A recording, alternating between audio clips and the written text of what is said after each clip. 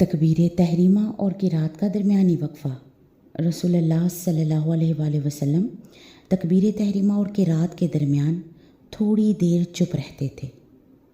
ابو ذر رضی اللہ تعالیٰ عنہ نے کہا، میں سمجھتا ہوں ابو ہریرہ رضی اللہ تعالیٰ عنہ نے یوں کہا کہ یا رسول اللہ صلی اللہ علیہ وآلہ وسلم، آپ پر میرے ماں باپ فدا ہوں، آپ اس تکبیر اور قرات کے درمیان کی خاموشی کے بیچ میں کیا پڑھتے ہیں؟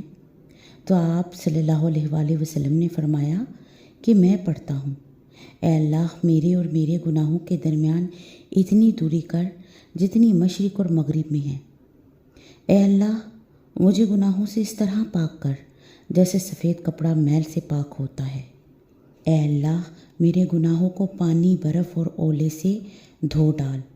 اور رسول اللہ صلی اللہ علیہ وآلہ وسلم رات کو جب نماز کے لیے کھڑے ہوتے تو اللہ اکبر کہتے، پھر سبحانک اللہم و بحمدک و تبارک اسمک و تعالی جدک و لا الہ غیرک کہتے، اے اللہ پاک ہے تو ہر عیب اور ہر نقص سے، سب تعریفیں تیرے لیے ہیں، بابرکت ہے تیرا نام اور بلند ہے تیری شان، اور تیرے سوا کوئی معبود برحق نہیں۔